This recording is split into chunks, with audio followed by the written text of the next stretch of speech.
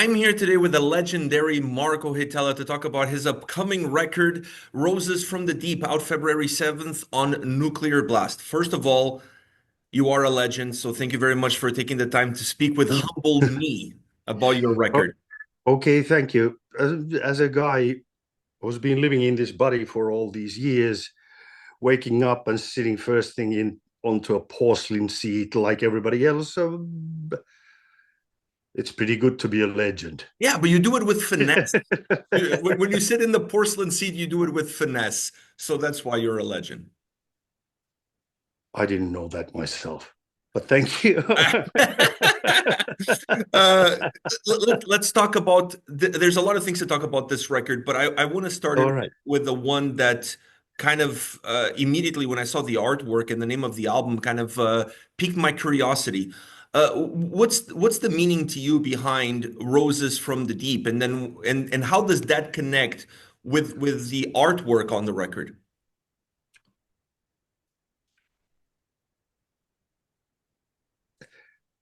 Well, at first, I mean, it was a song title, which where I already had the chorus lines pretty much, and I knew that it was going to be a romantic ghost story.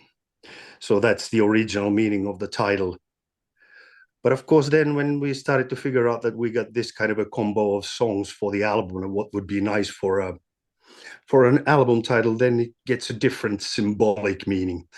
And also with the cover art, where I have this split head and all kinds of things coming out. Sounds way worse than it looks like. It definitely has a nice visual aspect to it, almost like there's two sides of a view in it. Yeah. And I mean, it also fits my personal view of myself because I do know that I'm a guy who has a very overclocked imagination. So, So that explains that. Let me ask you this: when it comes to an album, I personally feel like each record it represents a moment in time of the artist that created the record. very So much. yeah, so when you look at this album, what picture of time does this album represent to you? Oh, there are some nice, funny overlaps because raw version of Roses from the Deep was already existing by the time of Pyre of the Black Heart, which is already going to be 5 years back. So that's like one of the oldest songs on the album, even though we've kind of finished it by finding the right things later on, like about a year and a half ago when we were doing demo sessions with the band. But then there is some stuff that I wrote when I was having some really bad times. For instance, yeah, Impatient Zero did start from those times when I was trying to exercise some of the inner demons and devils. And but then there's also some of the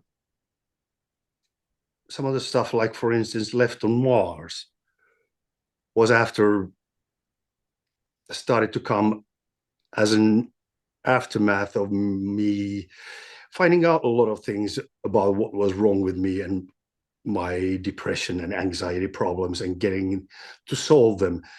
So that was, of course, very fruitful to start writing again. And Left on Mars came more like a romantic piece to my wife, who had seen me being alienated so far that I might as well be on another planet. But she's the one who kind of followed me there and made sure that I would come out too.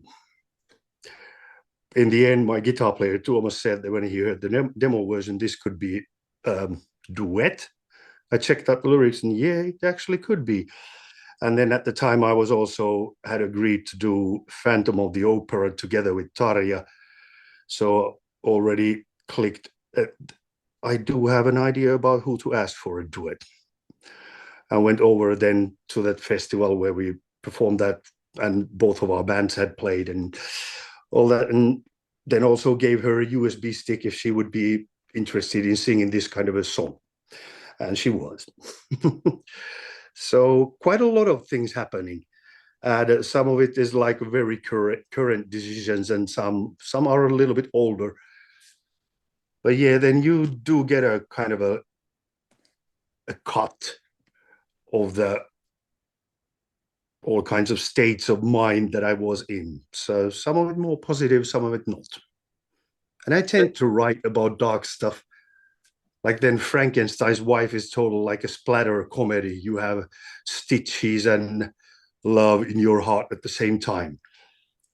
So even though the subject is slightly bloody, the song itself is not that serious at all.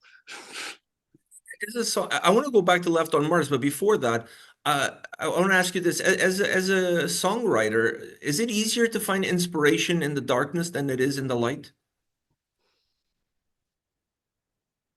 To be honest, I've always taken it so that inspiration can come any place, anytime, from anything you see and hear. And that has been a fruitful thing because then I put down a lot of ideas, little pieces of text, little pieces of music that when you put them together and start to go over that what would be the best, you get a lot of variety of different vibes in those raw pieces. And then it pays off when you do an album that you start to, yeah, you start to finish the ideas which will make it the most like versatile and interesting to yourself too. With Left on Mars, you mentioned how that whole collaboration came about. I mean, you guys worked together for many years. What kind of Mm. impact has Tarja had on you as a musician? Well, that started already back in the day when we still did a couple of albums together, and the band was at its most spectacular rise. So there are already really like great memories from there. It probably gave us a good platform for reconnecting, like the times that we have done Century Child, went to the first tour Nightwish, all of us together, and we had some rehearsals before that in this German little smaller town where Tare was, like she was doing her vocal studies. We went there for a week and rented a rehearsal place, and the local guys were there, and I remember the reactions really when we were doing the songs. We had the backing tracks, and then we were doing harmonies together with Tarja over it and going over. Let's try this here and some Tuomas presses, some easy chords, and then we belt it out there. And these German guys were like, they didn't really know who they rented their place to. They were obviously blown away. As they should, as they should. Or, but yeah, that was already back in the day with Century Child, and then we did Once and the Nemo single, and band had huge leaps forward. So those were good things already, even though the things ended with the band and Tarja not so well. But we already managed in 2017 to talk over these things when we were both doing the Christmas tour here in Finland. And yeah, the saddest thing was to lose a friendship after all the hassles and doubts and managerial infighting. So we've been basically pretty good after that. And then there was summer before this year was the happening when we were heading to Switzerland to play the festival, both of us. And then she asked me to come over to do the Phantom of the Opera. So these all things kind of led to one another. And it was really easy to slip into a kind of a comradeship still after all these years, or maybe even because of them, because we have both have a lot of water under the bridge and can concentrate on people as people and the whole show business as show business in order not to do the same mistakes again. I At was going to least for me. say, I mean, fans, myself included, we were really happy to see you guys do this song together. The video was beautiful, and Mm. at the end of the day, me personally, what I took from it is that nothing better than age. Age brings wisdom and allows you to understand things that perhaps when you're a little bit younger, you have a harder time understanding and dealing with. Yeah, of course it is. And well, the younger with lesser experience, you tend to be more hot-headed, more fearful of certain things and changes and all that. And in the end, you find that the more you do, the more you get over with the years and all that, the more you know what are the essentials and what is basically useless stuff around it. And yeah, it's a kind of an old ship renewed into better than it even used to be. That is great to hear. When it comes to your record, I obviously listened to all of the singles. I haven't listened to the full album yet. I just received it actually last night. Okay. But so I don't have an idea of what the overall record is going to be, but I have obviously the idea of what the singles give me. So my question to you is, do the singles represent the complete body of work, or there's going to be some surprises in there? These songs are pretty much different in their vibes.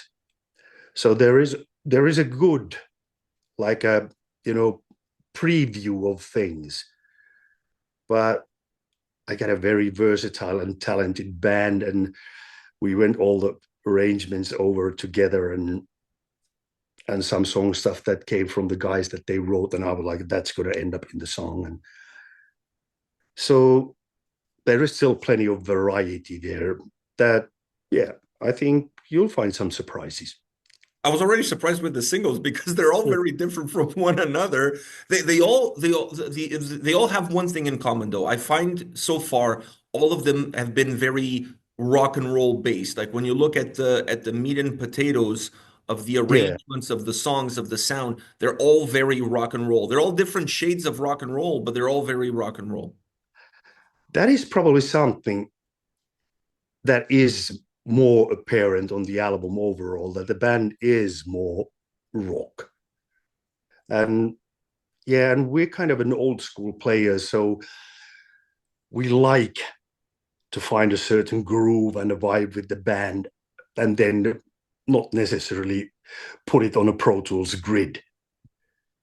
I mean, we might have a click track in order to keep the tempo, but we know how to be a little bit laid back or push forward and all that. And we use it pretty ruthlessly because these days it feels like it's an edge over these guys who are more used to just putting it together mathematically in a digital platform. Yeah, the Hmm. singles, that rock and roll feel of the singles has a little bit of an old school flavor to it. It feels a little bit more organic. Almost like the Indeed. songs were born out of a jam session. And it's like, oh, this solo here, what do you think? Fits here. Let's go with this. Let's go with that, you know? Yeah, okay. And that is a very good thing that if you feel that vibe out there, I mean, the songs are pretty much thought out and planned that, okay, we got a riff for this much, and then we hit the vocals, and they are pretty much built that way. But it sounds like it could be a jam session indeed, because we try to capture like the band when it plays the best and enthusiastically together already without any kind of machine editing fixes or anything. And that way we get to keep that vibe. Also, yeah, also throughout the album, pretty much. When you look in the mirror, do you see your strengths more as a bass player, more as a singer, more as a songwriter? Oh, I wish I knew. I do my best with all of them that I can handle. But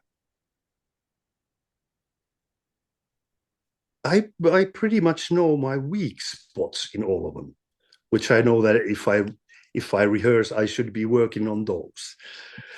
Or if I write something and I know that I have a tendency to go in with the one, I should remember to look at writing lyrics that how they would time nicely if I come from the backbeat or the front and all that. So Yeah, and I'll I, explain you I why. I'll I explain why I asked that question because you won the Masked Singer in Finland, and which is a contest in which you're not playing bass, you're singing. yeah, So therefore, to me, it would be more apparent that that is obviously a strength. Now, the question that yeah, my son and I, every time we check out one of your videos on our channel, one of the things we always say is, "How the hell didn't people know it was you singing? You have such a unique." Voice, such a unique delivery. How doesn't anybody realize who they have in front of them? um again, I wish I knew. I mean, in Nightwish, of course, when you're kind of a like the second lead, and then you're the bass player, which is traditionally the least known member of the band, it gave me a really nice position of being there at the front in every now and then, but then also taking those steps back and be more of a guy in line. So I didn't have to carry the front entertainer's responsibility all the time. So, of course, narrowing it down that way, it's obvious that usually people pay most attention at first to the vocals of the song, how catchy they are, what is there. So it's no wonder that I might have been left in the shadow, so to speak, even though I didn't feel it like. I was perfectly happy to do it that way. But if I managed to do some unexpected and even impressive stuff vocally now that I do things totally on my own, then I just use the whole repertoire I got. And yeah, and of course I've been singing quite a lot of with different dynamics all throughout the years. In the situation of Nightwish, you just don't have the need to use as much. Whereas now that by myself, there's a vibe of the song to consider, the dynamics. Do you start in immediately hard or go in easier and wait until you do some kind of a sucker punch with vocals or something? And all these things are more, now, of course, more apparent. But I have no regrets or anything because in playing with Nightwish also was very fruitful. I do stand behind all the albums and songs that I was on and everything because I enjoyed it a lot. It's ambitious and imaginative and slips onto the size of symphonic prog rock. What's not to like? I gotta share a story with you. A story with you. Not that I don't want to talk about Nightwish at all, but since you brought it up, I gotta mention this. When they released the Yeah. first single for the new record, I got so much hate because as soon as we finished checking out the song on the channel, the first thing that I said is, "You know what this song is missing? Marko." and Oh, and I'm, nobody I'm so sorry about the hate mail, but that is of course something where nobody appreciated my comment. yeah, some of the people will get caught on that. I know. But Yeah. that's how much I missed your voice because I honestly felt like you said, you might have been the secondary or not an integral part. But to me, being a fan of yours as a musician with the music that you've done with Tarot, with Nightwish, with your own stuff, I Okay. always saw Mm. you more than just a bass player. So I see you a lot more than just a bass player, and I think your voice has such unique characteristics that it's impossible to duplicate. Okay. So to answer it simply, I think these are all part of me. If you take them as facets, that's just fine. But I think they're all connected. And writing music lyrics, playing bass, playing a lot of acoustic guitars and singing and all that, it all connects to the one thing which is very much part of my whole like mental build up and backbone, which is it connects to music and being enthusiastic about it, digging a lot of different styles and albums and artists and listening to them for some decades and all that. So yeah, I enjoy them all. And what I most enjoy is doing live shows whether just playing, whether just singing, or doing both. Because building up a good vibe in front of people and sharing that bubble, yeah, that's what I'm kind of mostly hooked to. That's your addiction. Yeah. My son asked me to ask you this.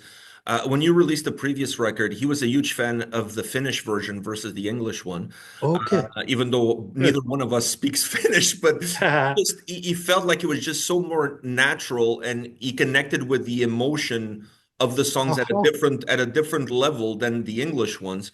But I noticed that I don't think for this one you're doing that. What was the thought process about doing that record in English and Finnish, and then just going with English for this one? Uh, Basically, with Pyro the Black Heart, which way it was about 6 songs in this language, 4 in this. So 60-40 like relation between Finnish songs and English songs. And then I just decided at the time that, okay, it's my first solo ever. So what if I translate the English ones to Finnish and Finnish one to English and release the album in both ways, both languages? That's how it came to be. So in fact, there are original texts on both albums. Yeah. But this time around, I had these ready. There were 9 in English and or mostly ready, 9 in English and 1 in Finnish. And then I got a load of unfinished stuff, which I come back to and already did. And now I got actually already before the album is coming out, I already got 1 Finnish in the works and 1 English in the works, which are pretty certain to come into songs. So I just skipped the translation process and went with what I got because I also realized, which might also affect your son and a lot of other people as well, is that giving a little bit of Finnish actually sounds also more exotic, maybe even shamanistic in its way of pretty exact syllables and all that, that it's got its own rhythm of doing things. So I just figured that I will not shy away from anything, whether it comes in English or Finnish. Now we got Tammikuu in Finnish, which is basically January, my birth month. And for a reason, the song starts with very much with things that can be lifted straight out of my childhood. But then that January is also there because of kind of a beginning from the darkness, the year's beginning and all that. And the character in the song goes beyond my life into at least one or even several deaths, whether it's spiritual or body death, and has to reinvent himself. So Do you finish feel that. Yeah. do you feel a little bit of that, of the part about reinventing yourself? Is that part of being who you are? Yeah, I think for sure that might more also fit into the song Rebel of the North. Because in a way it's got its attitude how no matter how much knowledge and wisdom you collect,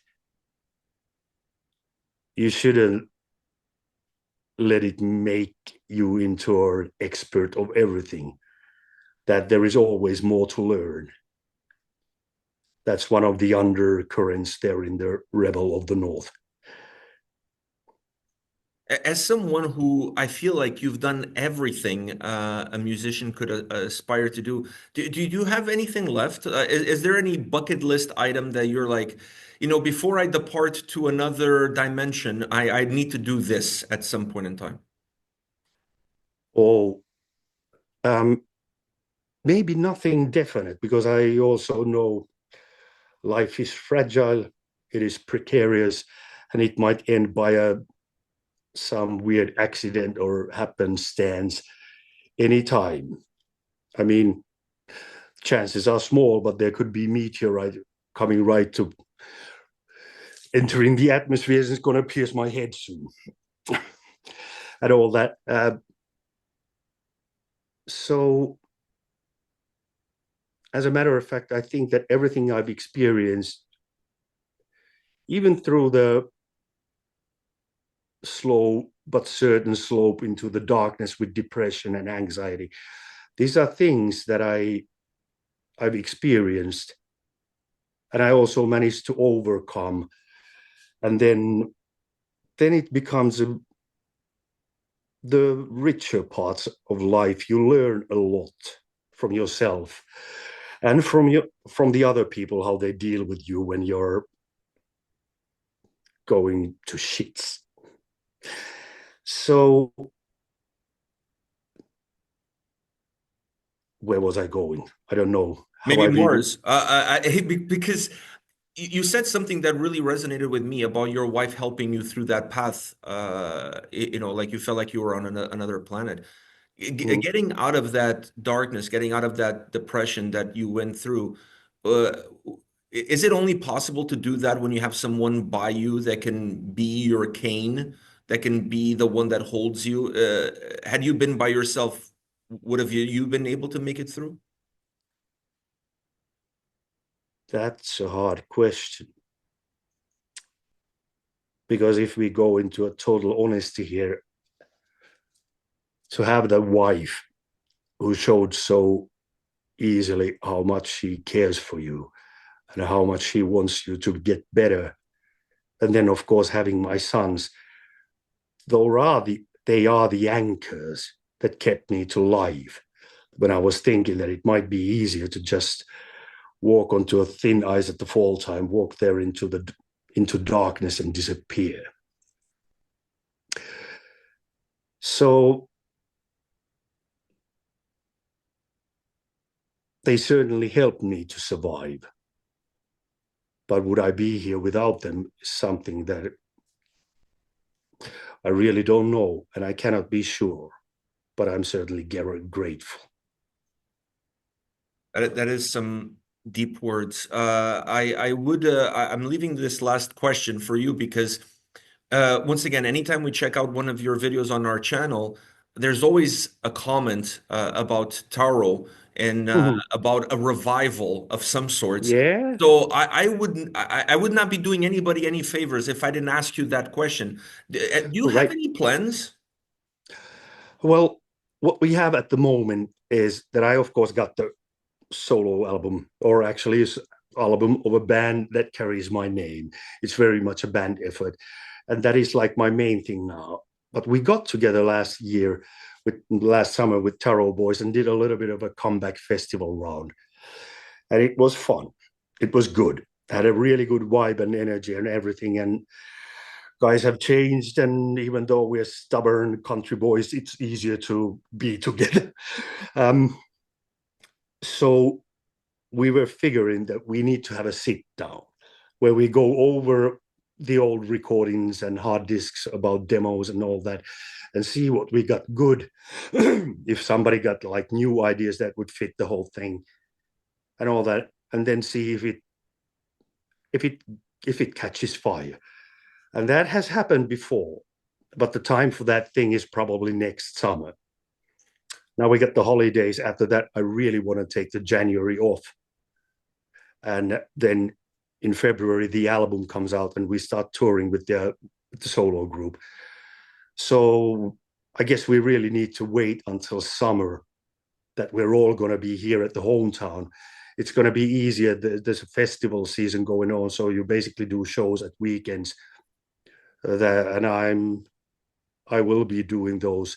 Janne, the keyboard player, he's going to be doing stuff with their industrial group, the shows, and then yeah, but the weekdays will be off, so we can very easily sit down here at the old studio and start going over those things and see what comes out of it.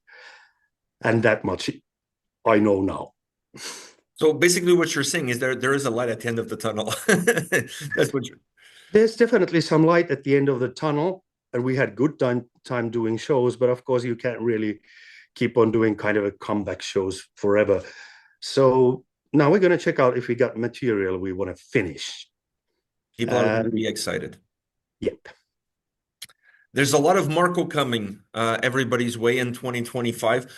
Marco, once again, you don't know, but this means a lot to me. So thank you very much for taking time to speak with me today about your music, about yourself, about your struggles. It's been an absolute pleasure and Okay, honor thank you. to sit here with such a legend. Thank you very much for that. Thank And you. hey, well, I'm on the Christmas tour, so Merry Christmas. Merry Christmas. Peaceful And times. and Happy New Year. Have a wonderful 2025 for you and your family and all Indeed. your loved ones. And for you as well. We need good times. We That's need why I positive. play. We need That's why positivity. I go on stage to play rock. We need good times. Exactly, exactly. We need positive vibes, positive attitude, and when we listen to your music and when you listen to your voice, it definitely makes us smile and give us those positive attitudes. So Yeah, keep doing it. I shall do my best to continue. Thank you.